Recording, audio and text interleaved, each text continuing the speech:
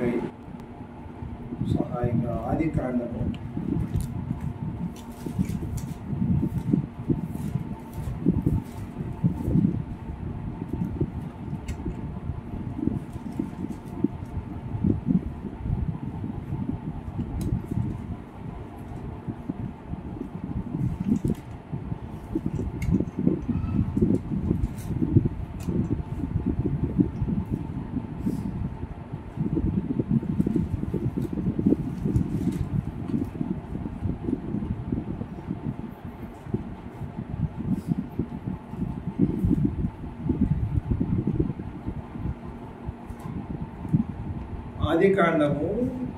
40వ అధ్యాయం 9వ వచనం నుండి మనం చదువుతున్నాం. నేను చదువుతాను. వాస్తవానికి అధ్యాయం అంతా చదవాలి, సమయభావన బట్టి మనకున్న సమయాన్ని బట్టి 9వ వచనం నుండి చదువుతాం. అప్పుడు పానదాయకుల అధిపతి యోసేపును చూసి, నా కలలో ఒక ద్రాక్షావళి నా ఎదుట ఉండెను. ఆ ద్రాక్షావళికి 3 తీగలు ఉండెను. అది చిగురించినట్లు ఉండెను. దాని పువ్వులు వికసించెను. దాని గెలల నుండి పండి ద్రాక్ష ఫలములాయెను. మరియు ఫరో గిన్నె నా చేతిలో ఉండెను. ఆ ద్రాక్ష ఫలములు నేను పట్టుకొని ఫరో గిన్నెలో వాటిని పిండి ఆ గిన్నె ఫరో చేతికి ఇచ్చితునని తన కలను అతనితో వివరించి చెప్పాను. అప్పుడు యోసేపు, దాని భావమిదే, ఆ 3 తీగలు 3 దినములు, ఇంకా 3 దినములలోగా ఫరో నీ తలను పైకెత్తి నీ ఉద్యోగం నీకు మరలా ఇప్పించును. నీవు అతనికి పానదాయకుడవై ఉన్ననాటి మర్యాద చొప్పున ఫరో గిన్నెను అతని చేతికి అప్పగించెదవు. కాబట్టి నీకు క్షేమం కలిగినప్పుడు నన్ను జ్ఞాపకం చేసుకొని నా యందు కరుణించి ఫరోతో నన్ను గురించి మాట్లాడి ఈ ఇంటిలో నుండి నన్ను బయటికి రప్పించును. ఎలయనగా నేను హెబ్రీయుల దేశంలో నుండి దొంగిలింపబడి తిని, అది నిశ్చయము. మరియు ఈ సరసాలలో నన్ను వేయటకు ఇక్కడ సహా నేనేమీ చేయలేదని అతనితో చెప్పాను. అతడు తెలిపిన భావం మంచిదని భక్ష్యకారుల అధిపతి చూచి అతనితో ఇట్లనే, నేను ఒక కల కంటిని. ఇదిగో తెల్లని పిండి వంటలు గల 3 గంపలు నా తల మీద ఉండెను. మీది గంపలో ఫరో నిమిత్తము సమస్త విధములైన పిండి వంటలు ఉండెను. పక్షులు నా తల మీద ఉన్న గంపలో నుండి వాటిని తీసుకొని తినుచుండెను. అందుకు యోసేపు, దాని భావం ఇదే, ఆ 3 గంపలు 3 దినములు, ఇంకా 3 దినములలోగా ఫరో నీ మీద నుండి నీ తలను పైకెత్తి మ్రాను మీద నిన్ను వేలాడదీయించును. అప్పుడు పక్షులు నీ మీద నుండి నీ మాంసము తినివేయనని ఉత్తరమిచ్చారు. 3వ దినమందు జరిగినదేమనగా, ఆ దినము ఫరో జన్మదినము గనుక అతడు తన సేవకులందరికీ విందు చేయించి వారి నడుమ పానదాయకుల అధిపతిని తలను భక్ష్యకారుల అధిపతి తలను పైకెత్తి పానదాయకుల అధిపతి ఉద్యోగం వల్ల అతనికి ఇచ్చాను కనుక అతడు ఫరో చేతికి గిన్నెనిచ్చాను. మరియు యోసేపు వారికి తెలిపిన భావము చొప్పున భక్ష్యకారుల అధిపతిని వేలాడదీయించెను. 23వ వచనమండి. అయితే పానదాయకుల అధిపతి యోసేపును జ్ఞాపకం చేసుకొనక అతనిని మరచిపోయాను. మరొకసారి 14వ వచనం కూడా చదువుతాను. 14. కాబట్టి నీకు క్షేమము కలిగినప్పుడు నన్ను జ్ఞాపకము చేసుకో. నీకు క్షేమము కలిగినప్పుడు నన్ను జ్ఞాపకము చేసుకో.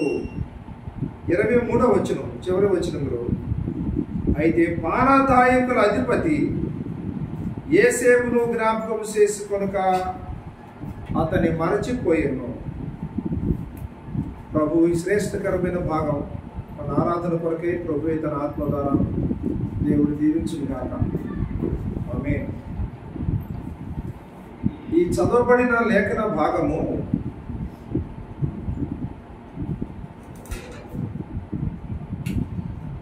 విశేషమైన లేఖన భాగం. యోసేపు జీవితంలో ఒక మలుపు. అసలు నేను చదివిన భాగము మీకు అర్థమైంది. మీకు అసలు ఇంకా మీరు ఆరాధన కూడా మనం చేయొచ్చు. జ్ఞాపకం చేసుకోమని ప్రాధేయపడ్డాడు జైల్లో. యోసేపు ఆయన్ని బ్రతిమలాడాడు. అయితే చివరి వచనంలో ఆ పానదాయకుల అధిపతి మేలు జరిగిన తరువాత ఆయన జ్ఞాపకము ఇంకా చాలు, ఇంక ఇదే నేను చెప్పదలుచుకుంది. అసలు బైబిల్ గ్రంథంలో పాత నిబంధన గ్రంథం అంతటిలో ఒక 7 ప్రాముఖ్యమైన భక్తులు ఉన్నారు. 7. ఇంకా మిగతా వాడు లేరా అని మీరు ప్రశ్న వేసినా ఉన్నారు, కానీ 7 అని బైబిల్ చెప్తుంది. హెబ్రీయులకు రాసిన పత్రిక 11వ అధ్యాయంలో విశ్వాసమును బట్టి అని 7 భక్తుల జీవితాలు ఉన్నాయి అక్కడ. మొదటిది హేబేలు. విశ్వాసమును బట్టి హేబేలు ఏం చేశాడు? ఆరాధన చేశాడు, వర్షిప్. విశ్వాసమును బట్టి హానోకు దేవునితో నడిచాడు, వాక్ దేవునితో నడిచినట్లుగా ఉంది. విశ్వాసమును బట్టి నోవాహు 3వ వ్యక్తి తన కొరకు తన ఇంటి వారి కొరకై ఆయన ఒక ఓడను నిర్మించుకున్నాడు, వర్క్. పైన మొదటి వ్యక్తి వర్షిప్, 2వ వ్యక్తి వాక్, 3వ వ్యక్తి వర్క్. 4 అబ్రహాం. అబ్రహాములో ఏం కనపడుతుంది? విశ్వాసమును బట్టి ఆయన విశ్వాసుల తండ్రి. అబ్రహాము కుమారుడు ఇస్సాకు. ఇస్సాకు జీవితం అంతటిలో విధేయుడు, ఇంకా అనుమానం లేదు. ఇస్సాకు తర్వాత యాకోబు జీవితంలో విక్టరీ, విజయాన్ని మనం చూస్తున్నాం. మగసిరి గలవాడై ఆ రాత్రి ప్రయాణములో పెనుయేలు అనుభవంలో గెలిచాడు కదా, విజయం కనపడుతుంది యాకోబు జీవితం. మరి యాకోబు తర్వాత ఎవరండి? ఏశావు. యాకోబు కుమారుడే కదండి ముద్దు కుమారుడు, ప్రేమ కుమారుడు. మర్చిపోయారు, ప్రేమ కుమారుడు అండి ఏసేవు. ఈ ఏసేవు హెచ్చించబడిన ఏసేవు.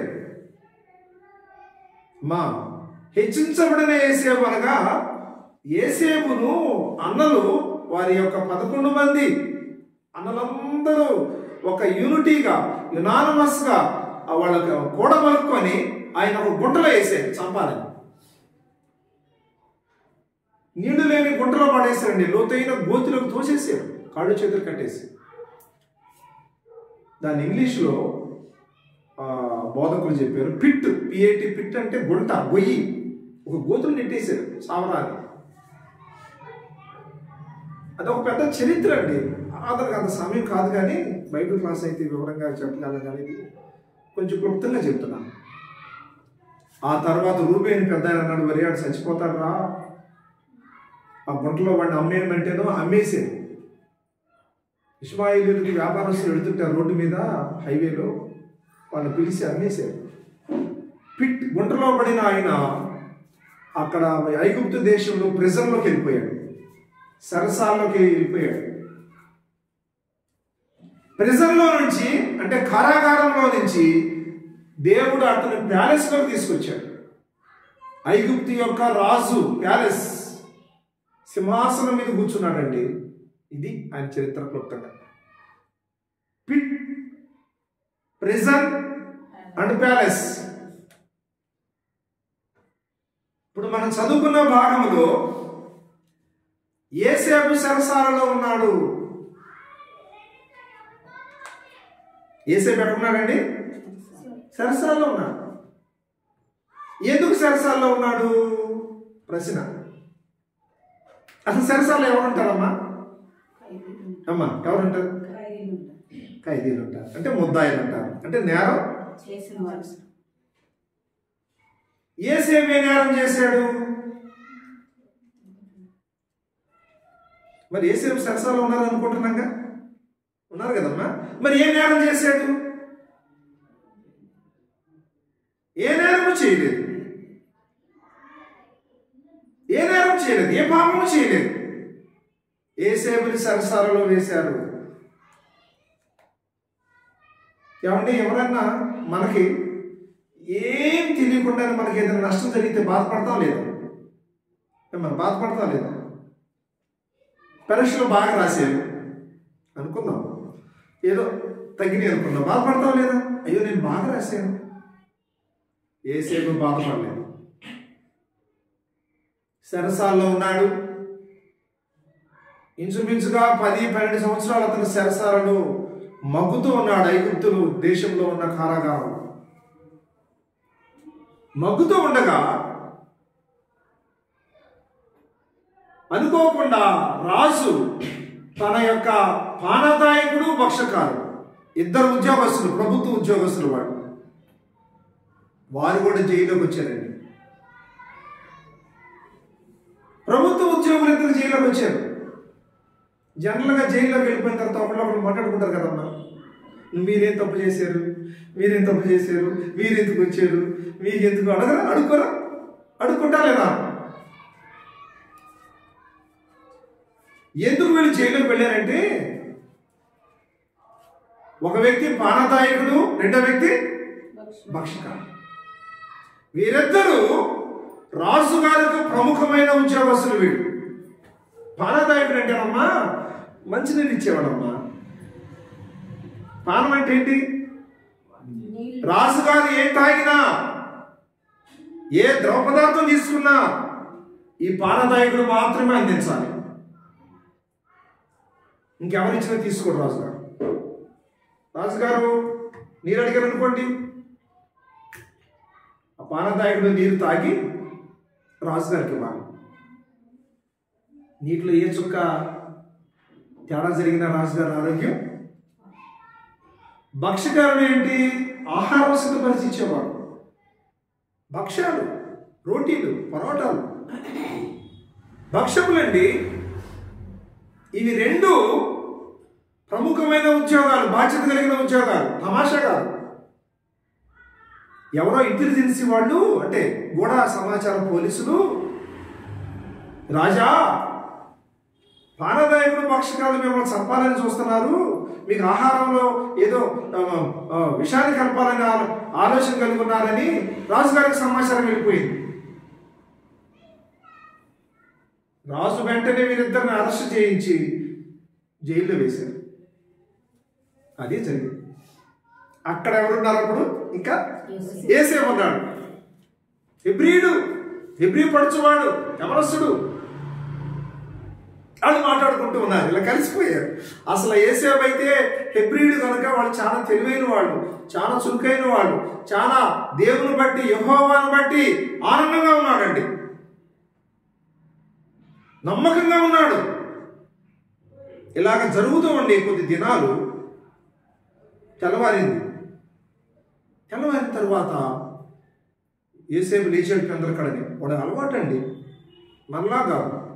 పెందలకడ లేచిన తర్వాత చూశాడు, పానదాయకుడు, భక్షకారుడు అన్న వాళ్ళు ఆ గది బయట వారు దిగాలుగా కూర్చున్నారండి. యేసేపు వారి దగ్గరికి వెళ్ళాడు, వారిని సమీపించాడు, వారితో మాట్లాడుతున్నాడు. ఏమయ్యా పానదాయకుడు, అయ్యా భక్షకారుడు, ఏమిటి విచారంగా ఉన్నారు మీరు? పలకలేదు. ఆ తల 2 మోకాళ్ళ సందులో పెట్టుకొని దిగాలుగా ఉన్నారు. ఏమిటి?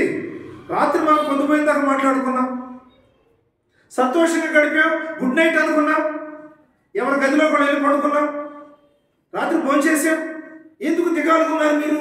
ఏం జరిగింది? అప్పుడు పానదాయకుడు నూరిపోయాడు. అయ్యా, రాత్రి ఒక కల వచ్చింది నాకు. ఆ కలలో ఒక ద్రాక్ష చెట్టు, ద్రాక్ష తీగ నాకు కనపడుతుంది. దానికి 3 గుత్తులు ఉన్నాయి, పూలు ఉన్నాయి, చక్కటి పండ్లు వచ్చినాయి. నేను కోసి ఆ ద్రాక్షాలను కోసి గిన్నెలో పిండి రాజుగారికి ఇస్తున్నట్టుగా నాకు వచ్చింది అయ్యా అన్నాడు. ఏసేమన్నాడు, దాని భావం ఇదే. చదివాం కదండి అక్కడ మనం 2వ వచనంలో ఉంది. దాని భావం ఇదే. ఏమిటి? 3 అనగా 3 దినాలు. 3 దినాలలో రాజుగారు నేను పిలవబోతున్నాడు. పిలిచి నీ ఉద్యోగం నీకు మరలా ఇప్పించబోతున్నాడు. నీవు రాజుగారికి మరలా తిరిగి గిన్నెను అందిస్తావు. నీ ఉద్యోగంలో నీవు ఉంటావు. పానదాయకుడి యొక్క సంతోషం, ముఖంలో కళ, ఆనందం అసలు ఎలా ఉంటుందండి? వారిద్దరు మాట్లాడుకుంటూ ఉన్నారు. అప్పుడు అంటున్నాడు, అంటే అట్లా అన్నాడు. మరి అదే పరిశుద్ధాత్మలో నేను ఈ మాటలు చెబుతున్నాను. అయ్యా యేసేపు, నీవు నీ నోటి మాట ప్రకారంగా జరగాలి, కానీ నేను నిన్ను మర్చిపోతానా? నీకు సహాయము చేస్తా, రాజుగారితో మాట్లాడతా, వెంటనే మాట్లాడతా. నేను వెళ్ళి నిన్ను విడిపిస్తానయ్యా. నువ్వు అసలు నాకు నిజంగా జరగాలి, కానీ నాకు ఉద్యోగం రావాలి, కానీ అసలు నేనే నీ గురించే మాట్లాడతాను అన్నాడు. యేసేపు బతిమాడే, అయ్యా నీకు మేలు జరగబోతుంది. 3 దినాల్లో నేను రాజుగారు కబురు పెడతారు, నీకు వర్తమానం వస్తుంది. నువ్వు రాజుగారి సింహాసనం దగ్గరికి మళ్ళా వెళ్తావు, మళ్ళా సెక్రటరీ ఆ సచివాలయంలోకి వెళ్తావు, నీకు ఉద్యోగం ఉంటుంది, రాజుగారి యొక్క గిన్నె మళ్ళా తిరిగి అందిస్తావు, నీ పోస్టులో నువ్వు వెళ్తావు. దయతో నన్ను జ్ఞాపకం చేసుకో. తప్పకుండా. ఎంత మాట! ఇట్లా మాట్లాడుకుంటూ ఉండగా అక్కడే ఉన్నాడు, ఆ పక్కనే ఆ భక్షగాడు కూడా వచ్చాడు. అయ్యా నాకు కూడా వచ్చిందయ్యా కళ. ఏంటి నీ కళ? నా తల మీద 3 గంపలు ఉన్నాయి, పిండి వంటలు, తెల్లటి పిండి వంటలు. 3వ గంప నిండా గంపల నిండా ఉన్నాయి, 3వ గంప మీద కూడా తెల్లటి పిండి వంటలు, రకరకాలైన పిండి వంటలు వండించుకొని నేను వెళ్తున్నాను. అయితే ఆకాశ పక్షులు వచ్చింది, ఆ 3వ కప్ప మీద ఉన్నటువంటి పిండి వంటలన్నీ తీసుకొని తినేసి వెళ్ళిపోతున్నాయి అయ్యా. దాని భావం ఇదే. ఏమండి అన్నాడు. ఆ 3 గంపలు 3 దినాలు అన్నాడండి యేసేపు. చెప్పు అన్నాడు. 3 దినాలలో రాజు నేను తన సింహాసనం దగ్గర పిలిపించబోతున్నాడు. ఆ 3 దినాలలో పిలిపించిన తర్వాత నిన్ను ఆ ఉరి కంపం మీద నీ తల శిరఛేదనం చేయబోతున్నాడు, నేను వేలాడదీయబోతున్నాడు ఉరి అన్నాడు. ఆయన ఇంకేం మాట్లాడతాడు? రక్తం ఇంకా ప్రసరణ ఆగిపోయిందో ఏమో నాకు తెలియదు. ఆ యేసేపే ఆయనకేమో శుభవచనం చెప్పాడు, ఈయనకేమో అశుభవచనం చెప్పాడు. 3వ దినం వచ్చేసిందండి. రాజుగారి దగ్గర నుంచి బట్టలు వచ్చారు, వీరిద్దరిని రమ్మన్నారు. రాజుగారు బర్త్డే సెలబ్రేషన్ చేసుకున్నారు, జన్మదినం. క్యాబినెట్ అంతటికి, సేవకులందరికీ, అన్ని గాడ్స్ ఏమంటారు దాన్ని, ఎంప్లాయీస్ అందరికీ, ఆయన సముఖంలో ఉన్న సేవకులందరికీ భోజనాలు. ఆ భోజనాలు చేసి పానదాయకుడికి ఉద్యోగం ఇచ్చాడు. భక్షకారుడి యొక్క ఆ తల ఖండించాడు. చివరి వచనం మనం చదువుకున్నాం, 23వ వచనం. అయితే పానదాయకుల అధిపతి యేసేపును జ్ఞాపకం చేసి కొనక అతనిని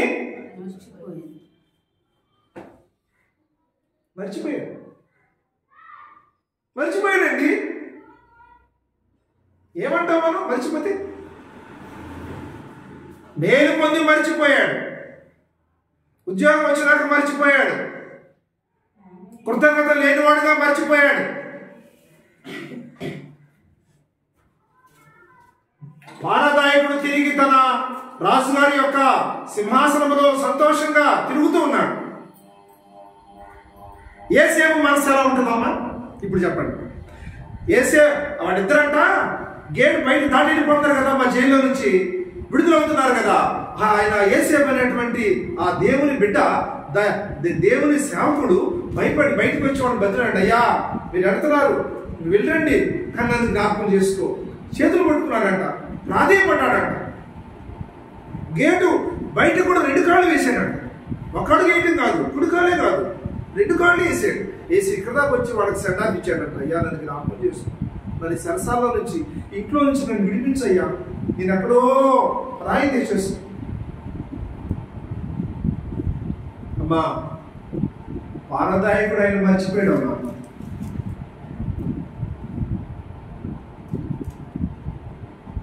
మనుషులు మర్చిపోవడం సహజం.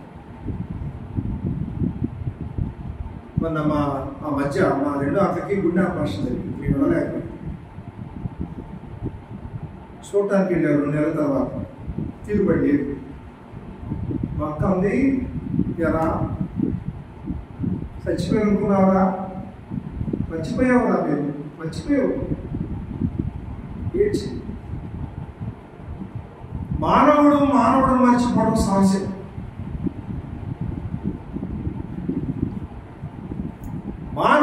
మానవుడిని మర్చిపోవడం సహజం అండి. గొప్ప వార్త కాదు ఇది.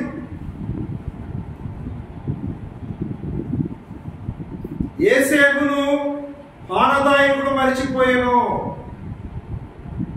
దేవుడు అన్నాడంట, ఇట్లా అన్నాడంట, ఓ పానదాయకుడా, నా సేవకుడును మర్చిపోయావు కదా, నా సేవకుడు నువ్వు మర్చిపోయావు కదా, నేను మర్చిపోతానా?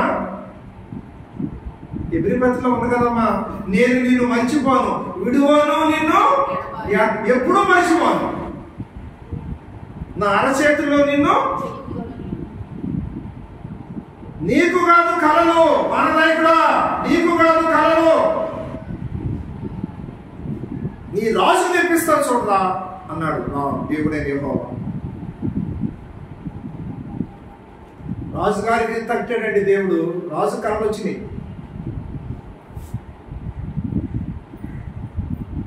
పానదాయకుడు మర్చిపోయాడండి.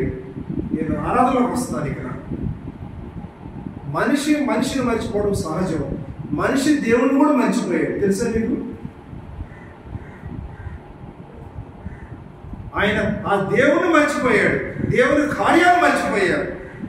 మానవుడి యొక్క పరిస్థితి దౌర్భాగ్యం ఉందండి. ఎలా మర్చిపోయారు చూద్దారండి. ఒక మాట చదువుతారా? కీర్తన గ్రంథము 106వ కీర్తన 22వ వచనం. కీర్తన గ్రంథము 106వ కీర్తన 22వ వచనం. ఎర్ర సముద్రం యొద్ద భయము పుట్టించు కార్యములను చేసిన తమ రక్షకుడైన దేవుణ్ణి మరచిపోయి. దేవుణ్ణే మర్చిపోయాడు మానవుడు. ఇది గొప్ప వార్త. మానవుడు దేవుణ్ణి మర్చిపోయాడు. ఏమండి? ఇశ్రాయేలీయులు విడుదల పొందారండి. ఐగుప్తు బానిసత్వం నుంచి విడుదల పొందారు. కొద్ది దినాలే, 2-3 దినాలే, వారం లోపులోనే వాడు ప్రయాణమై వస్తూ ఉండగా వాళ్ళ ఎదుట ఏముంది కదా, వెనక సైన్యం ఉన్నారు. వారికి ఎదురుగా ఏమొస్తుందండి? ఎర్ర సముద్రం ఉండలేదా? లేదా? ఆగిపోయారండి. మా పెద్దలు సామెత, ఎదుట నుయ్యి వెనక గుయ్యి అంటారు కదా. ఎదురుగా సముద్రం ఉందండి. ఎర్ర సముద్రం నిలిచిపోయింది. ప్రజలు ఆగిపోయారు. ఏం చేయాలో అర్థం కాలేదు. ప్రజల్లో ఒక అలసడి, కలవరం వచ్చిందండి. ప్రతి వారి హృదయాలు కలవరపడ్డాయి. వెనక శత్రువులు వెంటాడుతూ వస్తున్నారు, కనిపిస్తున్నారు, కనుచూపు మార్గంలో ఉన్నారు వాడు. దేవుడైన యెహోవా వారి ఎదుట కార్యములు ఏం చేశాడంటే ఎర్ర సముద్రమును పాయగా చేశాడు.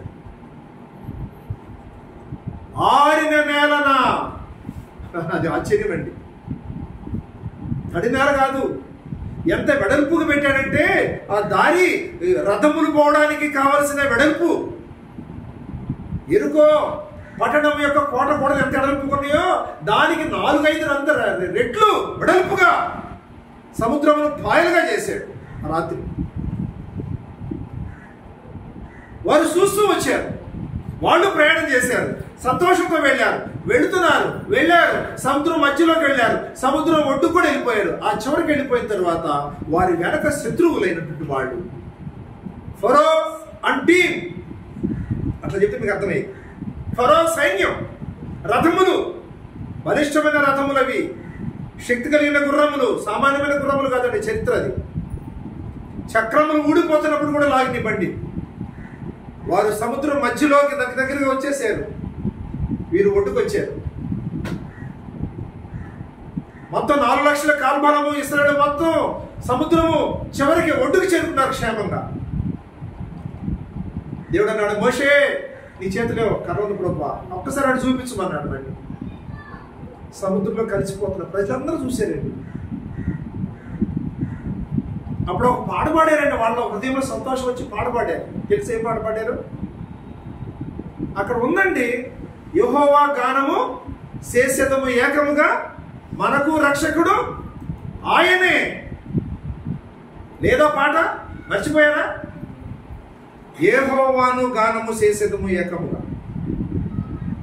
ఐగుప్తును, ఎర్ర సముద్రమును, గుర్రములను, ఆ కార్యాలు వాళ్ళు ఒడ్డుకొచ్చి చూశారు, వాడు మర్చిపోయారు.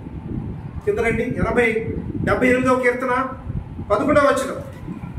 దేవుణ్ణి మర్చిపోయారు, దేవుని మర్చిపోయారు, దేవుని కార్యమును మర్చిపోయారు. 78వ కీర్తన 11వ వచనం అండి. అమ్మా, ఆయన క్రియలను ఆయన వారికి చూపిన ఆశ్చర్య క్రియలను వారు మరచిపోయిరి. మొదటి వచ్చిన 106వ కీర్తనలో దేవుని మరిచారు, దేవుని క్రియలను వాళ్ళు దేవుని మళ్ళీ చెప్పండి నాతోటి, ఎవరు మరిచారు? వాళ్ళు దేవుని మరిచారు. అమ్మా, దేవుని క్రియలు ఎవరు మర్చిపోయారు? నీవే, నేనే, నీవే, నేనే. వాళ్ళు కాదు, అది వాళ్ళు కాదు, వాళ్ళ మీద తొయ్యటం కాదు. వాళ్ళు వెళ్ళిపోయారు, వాళ్ళది అయిపోయింది, వాళ్ళ చాప్టర్ క్లోజ్. ఇది వాళ్ళతో మనకు అవసరం లేదు, కొత్త నిబంధనలో ఉన్నాం. అది మనమే,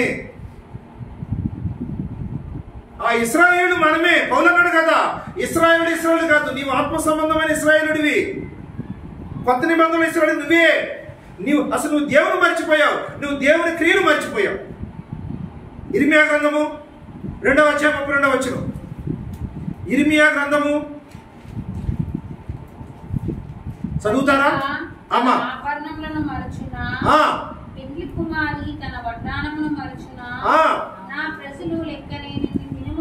నన్ను మరిచిపోయిరి. 2వ అధ్యాయం 32వ వచనం. కన్యక తన వడ్డాణమును మరచునా, కన్యక తన వడ్డాణమును మరచునా. ప్రజలు లెక్కలేని దినములు నన్ను మరిచిపోయిరి. ఇక్కడ ఒక మాట చెప్పాలని నేను ఆశపడుతున్నానండి. దేవుడు నాతో మాట్లాడే మాట నేను చెప్తున్నాను. నాకు ఒక పాఠం, నాకు కూడా ధ్యానం చేస్తుంటే మీకోసం కాదండి, నా కోసం చెప్తున్నాను. ఏమండి, ఎర్ర సముద్రం దగ్గర ఆయన పాయలుగా చీల్చాడు కదా, సముద్రాన్ని పాయలుగా చీల్చాడు కదా. ఏమ్మా, అయిందా? కార్యం జరిగిందా? వాళ్ళు దాటి వెళ్ళారా? చరిత్ర బైబిల్ రికార్డు రాయబడిందా? ఎన్ని సంవత్సరాలు అరణ్యములో ఇశ్రాయేలు ప్రయాణం చేశారు? 40 సంవత్సరములు అక్షరాల. ఏమ్మా, 40 సంవత్సరాలు. 40 సంవత్సరాల తరువాత, అంటే 41 అనుకుందాం, వాళ్ళు యోర్దాను దాటి ఇక కానాను దేశంలోకి వచ్చారు.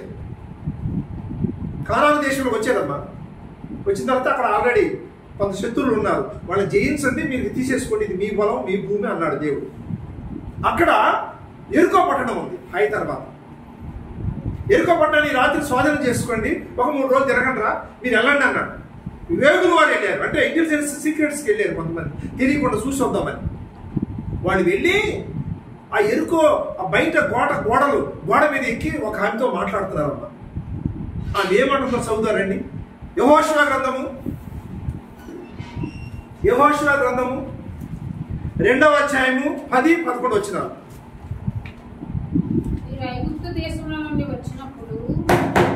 మీరు ఐగుప్తు దేశంలో నుండి వచ్చుచున్నప్పుడు మీ ఎదుట యెహోవా ఎర్ర సముద్రపు నీరును ఎలాగూ ఆరిపోజేసెను. అవును, ఏమి చేసిద్రో అనగా చేసిద్రో వింటిమి. మేము వినినప్పుడు మా గుండెలు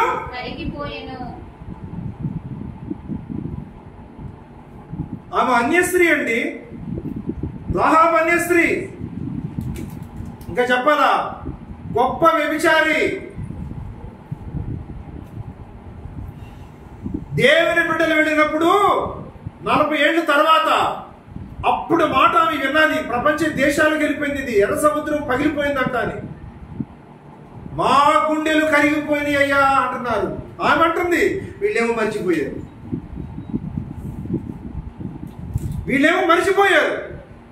ఆమె ఏమంటుంది 40 ఏళ్ళ తర్వాత మా గుండెలు 40 ఏళ్ళు గుర్తుపెట్టుకున్నాను. మనం మర్చిపోతున్నామండి. అందుకే కన్యకతన వడ్డాడను మరచునా. నిజంగా దేవుడు నువ్వు మరవలేదా?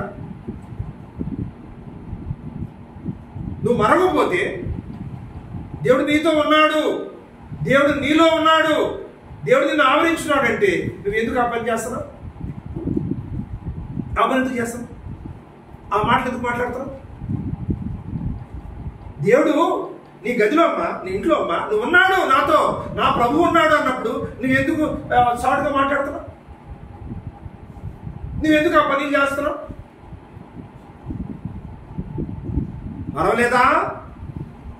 లేదు అనుకోని ఆయనకు నువ్వు తెరలేస్తున్నావు. ఆయన కళ్ళు కప్పుతున్నావు, దేవుని కళ్ళు. లేదండి, దేవుడు మానవుడు మర్చిపోయాడు. 2వ పాయింట్, మానవుడైన వాడు ఇశ్రాయేలీయుడు దేవుడు మర్చిపోయాడు, దేవుని కార్యాన్ని. అయితే ఇప్పుడు 3వది నా అంశం, ఆరాధనలోకి వస్తున్నాను. టైం చాలా అయింది. దేవుడు మానవుడు మర్చిపోలేదు. దేవుడు మానవుడు మర్చిపోలేదండి. ఆయన మరువడు, ఎడవడు, ఎడబాయడు. నీ తల్లి తండ్రి మరచినా నేను నిన్ను. ప్రభు మరవడండి, మరవలేదు. మరిచాడు అంటే అది అబద్ధం. మరిచాడు అంటే ఆయన మానవుడు. ఆయన మానవుడా? కాదు. ఆయన మనల్ని మరవలేదు. ఆయన మరవలేదు. ఎలాగా గుర్తుపెట్టుకున్నాం? 2 వచనాలు చదివేసి ముగింపు చేద్దాం. కీర్తన గ్రంథము 8వ కీర్తన 3వ వచనం. కీర్తన గ్రంథము 8వ కీర్తన 3వ వచనం.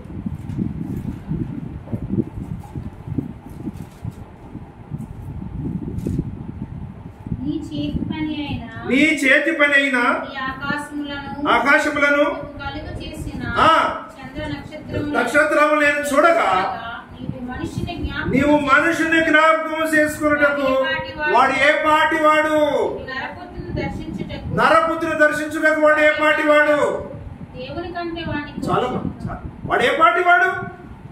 దేవా, కీర్తనాకారుడైన భక్తుడు అంటున్నాడు, నువ్వు నరపుత్రుని దర్శించడానికి, అసలు నరపుత్రుడిని జ్ఞాపకం చేసుకోవడానికి వాడు ఏ పాటి వాడు? సర్వశరీరులు గడ్డిని పోయిన వాడు, సర్వశరీరులు నీటి మీద బుడగలాంటి వాడు, ఆయుష్ చాలా తక్కువ, పనికి మారిన వాడు, చెడిపోయిన వాడు, చెడగొట్టిన వాడు.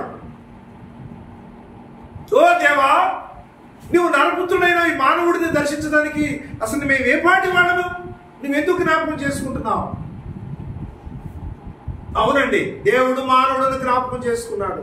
అమ్మా, నిన్ను జ్ఞాపకం చేసుకున్నాడు. తల్లి గర్భంలో బైబిల్ ఉన్నాయండి, సమయం లేదు కనుక నేను ముగింపు చేస్తున్నాను, క్షమించండి. తల్లి గర్భంలో కంట్లో నలుసు కన్నా సగములో సగము 10వ భాగము వలె మరొక తల్లి గర్భంలో ఉండగానే నేను నిన్ను లేవా మాటలు.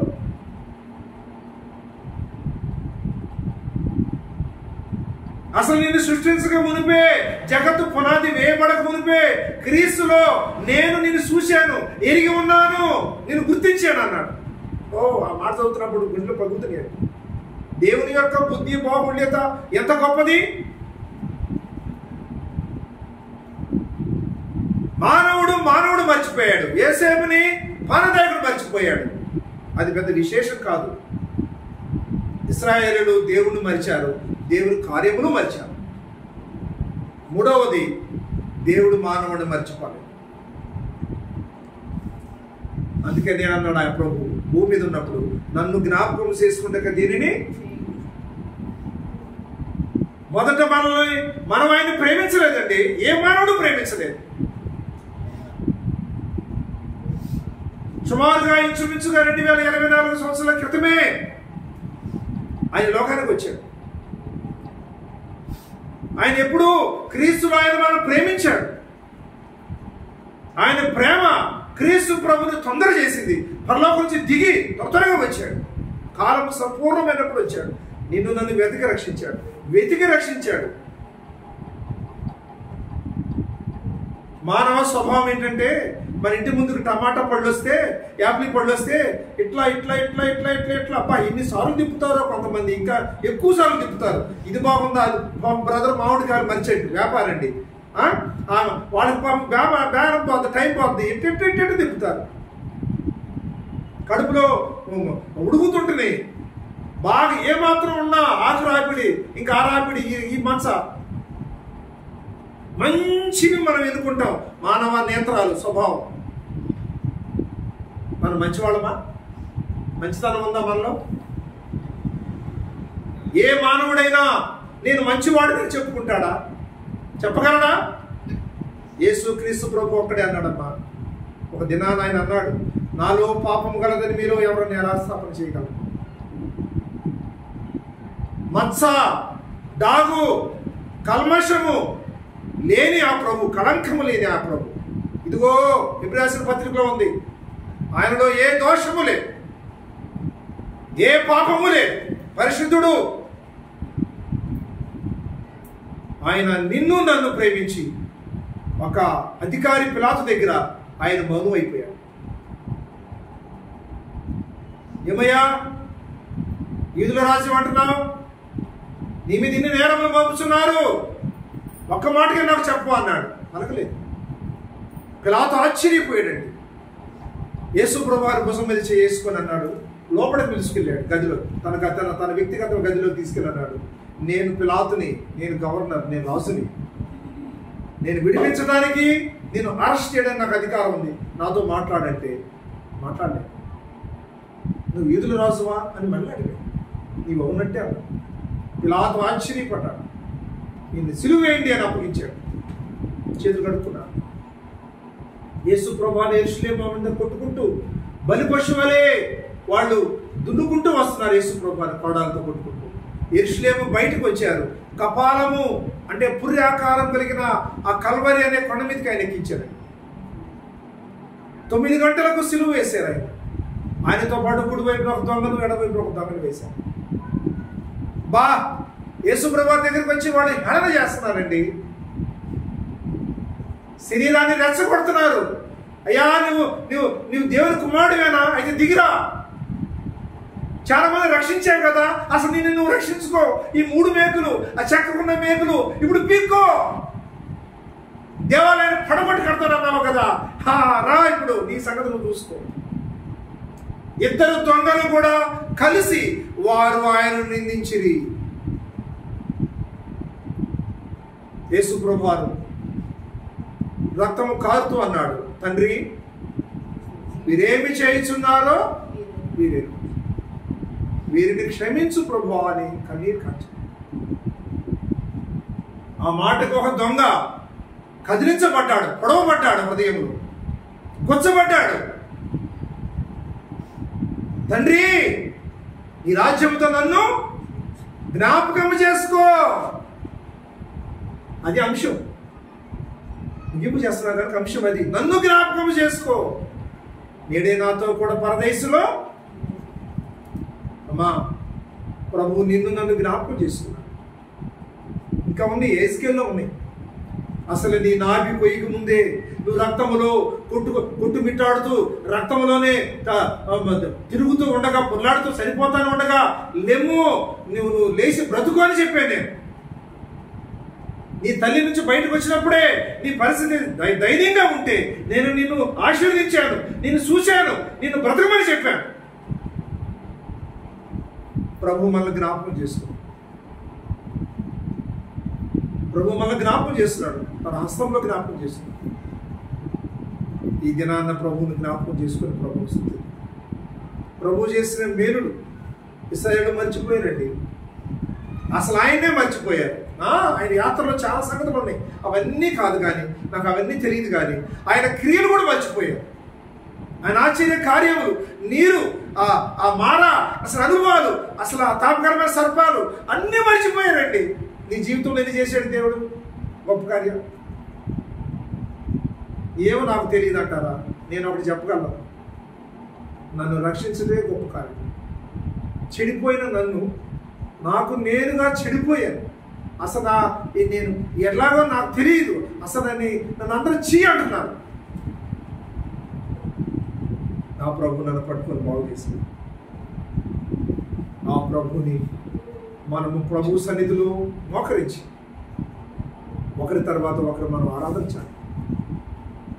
అట్లాగా ఆరాధన చేసి ప్రభుని మహిమపరచాలి. పరిశుద్ధాత్మ దేవుడే మనకు సహాయపడి నడిపించుకుంటాడు.